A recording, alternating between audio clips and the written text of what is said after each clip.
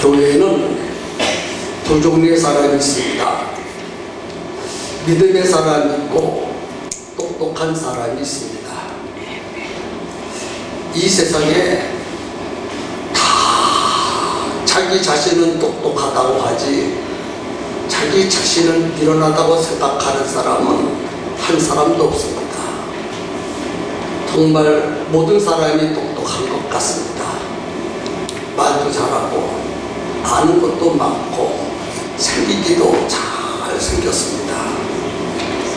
그런데 하나님은 똑똑한 사람을 쓰시지 않습니다. 하나님은 믿음의 사람을 쓰십니다. 믿음이란 하나님의 말씀대로 믿는 것이 믿음입니다.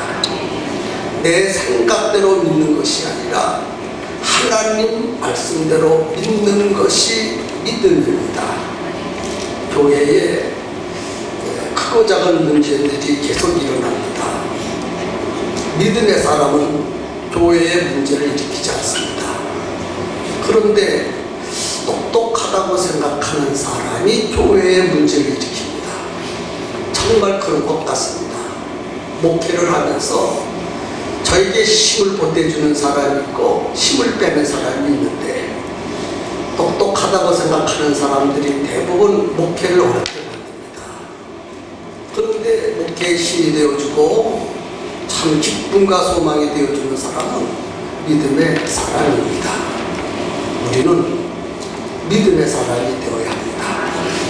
하나님은 똑똑한 사람에게 관심을 갖지 않고 믿음의 사람에게 관심을 갖고 계십니다. 프랜시스라는 사람이 있습니다. 프랜시스. 너무 훌륭한 사람이고 많은 사람들이 존경을 해서 프랜시스라는 이름 앞에다가 성자를 붙였습니다. 그래서 성 프랜시스. 너무 훌륭하고 너무 존경스러운 사람입니다.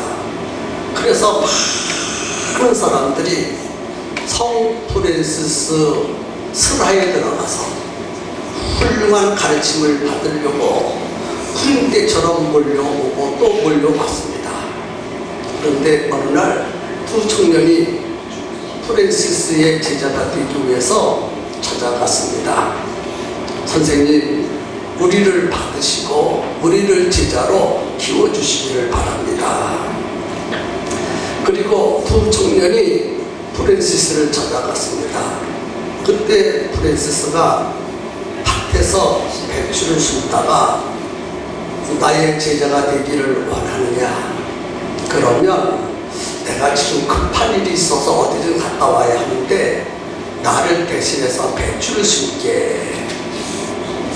배추를 숨기는 심인데 똑바로 나처럼 심지 말고 거꾸로 배추를 심어놓게. 그리고 갔습니다. 그래 두 청년이 선생님이 프랜시스 선생님이 떠난 다음에 배추를 심어야 되는데 한 청년이 생각을 했습니다. 내가 귀가 잘못됐나? 아니면 프랜시스 선생님이 나이가 많아서 말을 실수했나? 배추를 거꾸로 숨으라고 했으니 아마 둘 중에 하나일 거야. 선생님이 말을 실수했든지 내가 지금 잘못 들었을 거야. 배추를 거꾸로 쓰면 배추가 다 죽지. 배추가 어떻게 살아? 그래서 그렇게 생각을 하고 이 청년이 배추를 똑바로 줄을 맞춰서 아주 섞어 숨었습니다.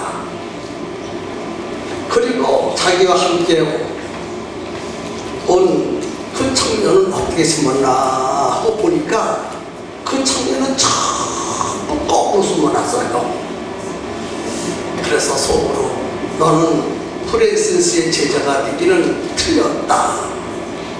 그리 생각을 하고 선생님이 오기를 기다리면서 열심히 배추를 똑바로 숨었습니다. 시간이 얼마쯤 지난 다음에 프랜시스 선생님이 왔습니다. 배추 심은 것을 봤습니다. 근데 한 청년은 똑바로 숨고 한 청년은 거꾸로 숨어놨어. 그것을 보시고 똑바로 숨은 청년에게 프랜시스 선생님이 얘기했습니다. 자네는 참 지혜롭고 똑똑하네. 맞아. 자네가 생각했던 대로 배추는 거꾸로 숨으면 다 죽지. 이 세상에 거꾸로 숨는 사람이, 거꾸로 심는 사람이 어디에 있나? 당신은 참 똑똑하고 지혜롭고 모든 사람이 칭찬할 만한 사람이네. 그러나 자네는 나의 제자로서는 자격이 없네. 그리고 거꾸로 심은 청년에게 말하기를 자네는 자네의 뜻을 다 포기하고 내가 시키는 대로 배추를 거꾸로 심었네. 거꾸로 심으면 배추도 죽고 인건비도 손해가 보고 많은 불이익이 있는데도 불구하고 내가 시키는 대로 배추를 거꾸로 심었으니 자네는 나의 제자가 될 자격이 있네. 유명한 일화입니다. 그렇습니다. 똑똑한 사람은 절대로 거꾸로 심지 못합니다. 똑바로 심지. 그런데 우리 예수님이 우리에게 말씀하실 때 가만히 생각해보면 내 생각에 맞는 것이 하나도 없어요. 예수님이 말씀하신 것을 가만히 생각해보면 내 마음에 맞는 것이 단 한마디도 없어. 그런데 믿음은 내 생각에 맞지 않아도 예수님 시키는 대로 아멘 하고 그대로 하는 게 그게 믿음입니다. 이런 일꾼을 주님은 찾고 계신다는 거예요. 우리 평성교회 저와 여러분은 이런 일꾼이 다 되어야 합니다. 아멘입니까? 아멘입니까? 예. 세상 사람들이 볼 때는 참 어리석고 미련한 것 같아. 왜? 상식에 맞지 않는 그러한 행동을 하고 있으니까. 그런데 예수님이 그래 하라고 하거든요. 오른뺨을 치면 왼뺨을 돌려내. 여러분 어떻게 왼뺨을 쥐록시 얻어맞았는데 오른뺨을 돌려대면서 여기도 쳐주세요 하는 미련하고 어리석은 사람이 어디 있습니까? 그런데 예수님은 오른뺨을 왼뺨을 치고도 오른뺨을 돌려대라 그랬거든요. 그래서 우리 교회 일꾼이 되는지 안 되는지는 이 시간에 테스트 한번 해봤으면 좋겠어요. 김태작 권사님부터 나오십시오. 제가 이 손으로 본데 이렇게 한번 쳐보겠습니다. 어떻게 생각하십니까? 권사님 중에서 제일 연장자니까 제가 이름을 부르면서 한 거예요. 가만히 있기는커녕 목사를 붙잡고 네가 목사냐? 너 죽고 나 죽자. 너는 사꾼이지 참 목자가 아니다. 내가 무슨 죄를 져서 나 뺨을 쳤어. 그러면 예수님의 제자가 될 자격이 있어요? 없어요? 네. 이렇게 설교를 하고도 실제 치면은요 맞는 사람이 없거든요. 이렇게 설교해놓고도 그 자리에서 실제 모험을 보인다면 과연 끝까지 남아서 목사님 얼마나 마음이 아프세요? 오른뺨을 칠 때 목사님은 오른뺨 왼뺨 다 아프시죠? 예수님 말씀 순종하느냐고 나를 제자로 만드시냐고 얼마나 마음이 아프시겠어요. 목사님 내가 목사님 마음에 안 드니까 나를 테스트 하셨으니 목사님 이제부터는 목사님 말씀에 순종해서 예수님의 훌륭한 제자가 되겠습니다. 우리 평성교회 성도들은 그런 성도들이 많이 있을 것이다, 그런 생각을 합니다. 아멘입니까? 그래요. 여러분, 그렇게 순종한 사람이 성경에 보면은 많이 있고, 기독교 역사에 보면 많이 있고, 우리 평성교회 성도들 가운데 그렇게 순종하는 성도들이 상당히 많이 있습니다. 그래서 이번에 제20차 한비전도 대회를 일주일 동안 가서 전도를 하고 돌아왔습니다. 돌아온 것을 편집을 해서 홈페이지에 올려놨어요. 성교라고 하는 강론에 들어가서 클릭해보면은 제20차 한비전도 대회 거기 나온다. 한번 보십시오. 이제 거기서 우리 교회 10명의 전도팀과 함께 가서 말씀도 전하고 전도도 하고 워십도 하고 등등등등 다 들어가서 하면서 필리핀 4,000명을 구원하고 왔습니다. 왜 아멘 안 하세요? 그 다음에 215명을 침대를 주고 왔습니다. 지나간 주일날 우리들이 가서 전도한 두 교회인데, 한 교회가 얼마나 성도들이 몰려왔는지 2부 예배를 드렸대요. 1부 예배도 몇 명 안 모였던 교회인데 전도하고 돌아온 다음에 첫 번째 주일날 나가서 다 예배를 드리는데 성도들이 너무너무 많이 몰려와서 한 번 예배 드리고는 공간이 좁아가지고 2번 예배를 드렸다는 기쁜 소식을 들었습니다. 너무너무 멋지죠? 이런 역사가 일어납니다. 그때에 한 목사님이 저를 붙들고 이런 말 했습니다. 김 목사님 부럽습니다. 그래서 뭐가 부럽습니까? 하고 물었더니 자기 눈에 보인 사람이 두 사람이 있대요. 우리 교회 두 사람이 있는데 두 사람은 목사님을 위해서 죽을 사람입니다. 자기 눈에 보이는 두 사람, 그러니까 보이지 않는 사람 더 많다는 거죠. 두 사람이 목사님을 위해서 죽을 사람인데 그 첫 번째가 이미경 권사님, 두 번째가 야고미 전도사님입니다. 그래서 내가 그렇게 보셨습니까? 우리 교회는 그런 제자들이 50명이 넘거든요. 몇 명이 넘어요? 50명이 넘어요. 대단한 교회입니다. 왜 아멘이 없어요? 그렇습니다. 정말 주님을 위해서 죽을 자가 믿음의 사람이에요. 많은 사람들이 주님을 위해서 죽으려고 하는 것이 아니라 주님을 이용해서 자기를 높이고 출세하려고 하고 자기의 뜻을 이루려고 하고 있습니다. 그것은 똑똑한 사람이 하는 짓이지 믿음의 사람은 아닙니다.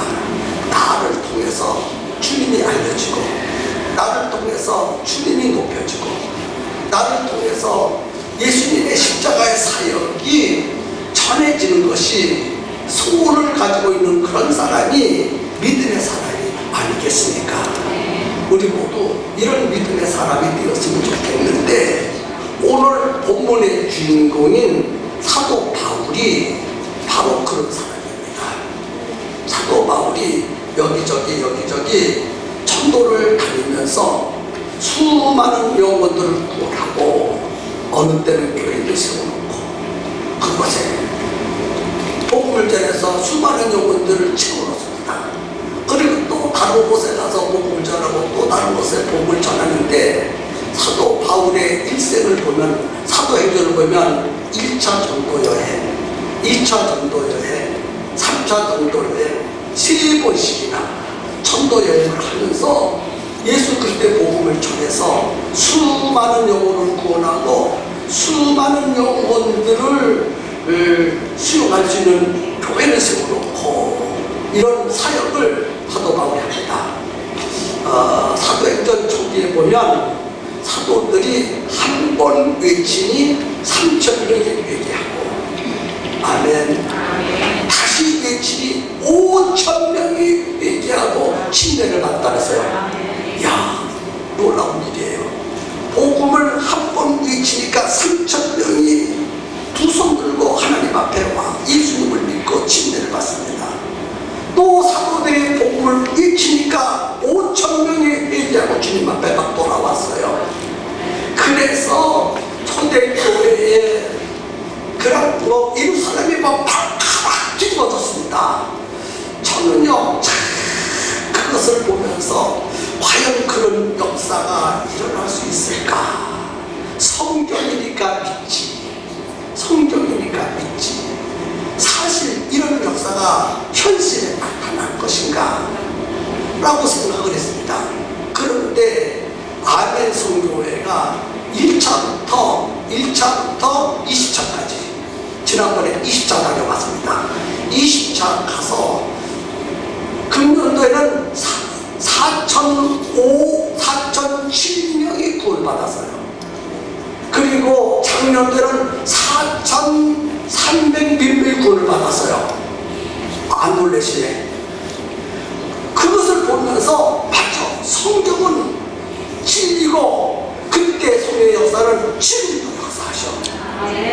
우리 전도팀이 가서 아멘 성교회, 물론 우리 교회만 가는 것이 아니라 여러 교회를 함께 합치면서 가는 것이지요. 외치니까 4,000명이 회개하고, 외치니까 3,000명이 회개하고. 이것이 실제적으로 나타났어요. 여러분 보세요. 홈페이지에 들어가면 그것이 나옵니다. 얼마나 많은 사람들이 회개하고 기계로 돌아오고 어떻게 전도하고 어떻게 침례받는 것을 사진으로다가 그대로 찍어서 그대로 홈페이지에 올려놨으니까 여러분 보시면은 놀라운 역사가 일어날 거예요. 우리 교회 워십팀이 가가지고 워십을 하는데 아주 홀딱 반해버려. 그 다음에 싸이가 그 말춤을 추는데 그 말춤을 이용해가지고 아멘 선교 교회의 멤버들이 막 추면서 예수 그리스도의 복음을 전하는 거예요. 복음을 전하는데 막 그렇게 집중되고 막 그렇게 하면서 막 수천 명이 예수로 나오고 회개 역사가 막 일어난 것이 신사도행전이다. 우리 강성교회가 한 목소리 감당한다고 하는 것에 대해서 우리는 정말 하나님 앞에 감사해야 할 줄로 믿습니다. 한국 교회가 전도가 안 되고 참 교회가 없어지고 이런 시대에 돌입하고 있는 이런 와중에서도 끊임없이 하나님은 새로운 신자를 우리에게 보내주시고 경제적으로 어렵지만은 몇십만 원씩 100만 원 가까이 되는 자리하게 가지고 필리핀에 가서 복음을 전하고 수많은 영혼을 구원하고 침례를 주고 막 돌아오는 이런 역사가 성인의 역사가 아니겠습니까? 바로 사도 바울의 신앙이 아니겠습니까? 사도 바울이 그렇게 복음을 전해서 여기저기 다니면서 복음을 전합니다. 근데 한 번은 이제 가이사라 지방에 가서 머물러 있었습니다.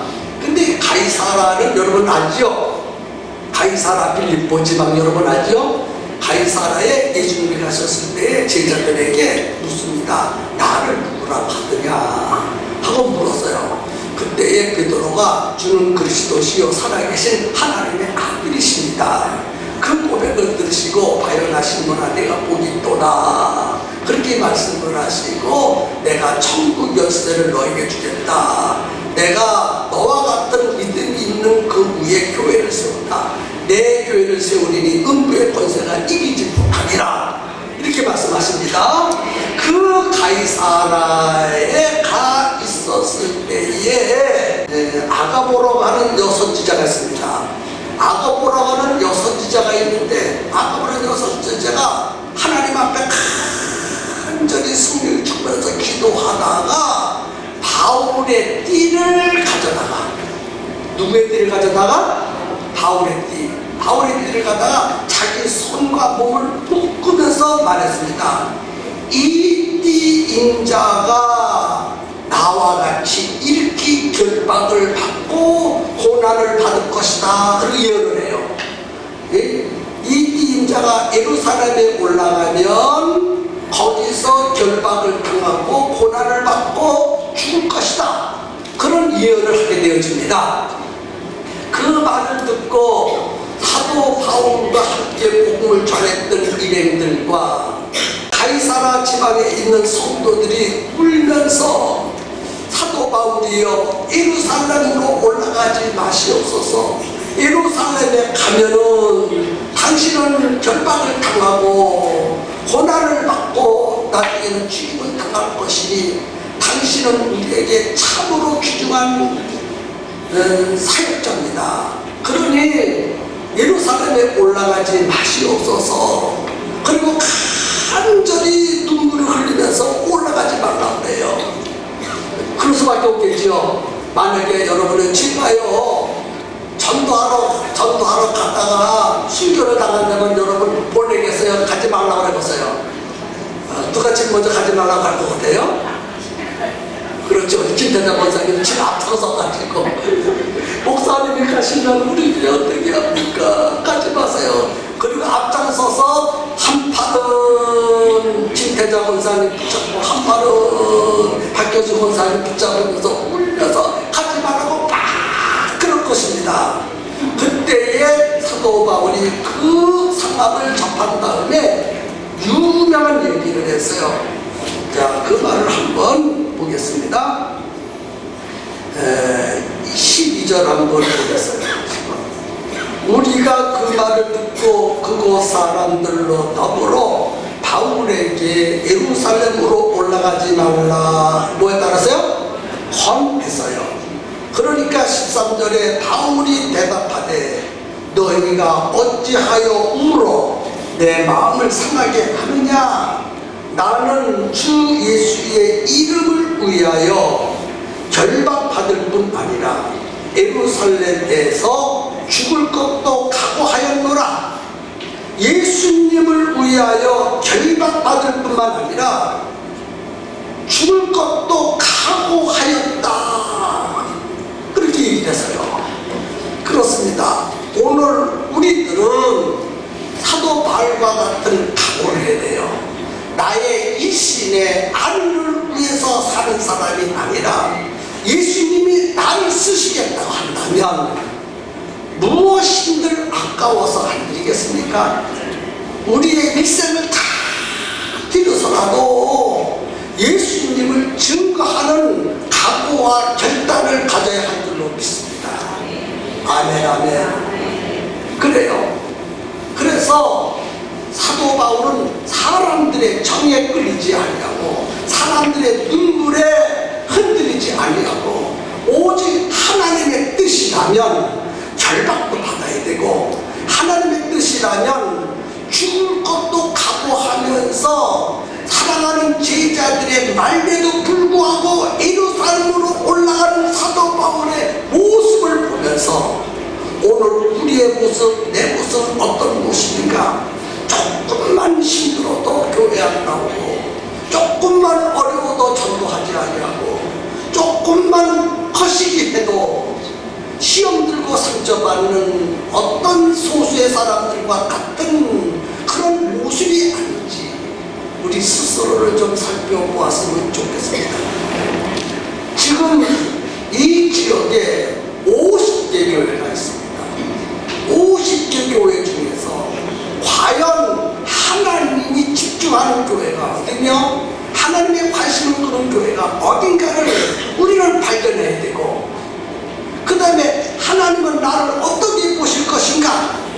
나의 신앙 상태가 사도 바울과 같이 그러한 복음을 전하다가 죽을 결심을 가지고 인생을 살아가고 있는지 오늘 사도 바울 앞에서 내 자신을 발견하고 고쳐야 될 것은 고쳐야 되고 각오해야 될 것은 각오하면서 하나님의 관심을 끄는 우리 평성교회 성도들이 다 되었으면 좋겠습니다.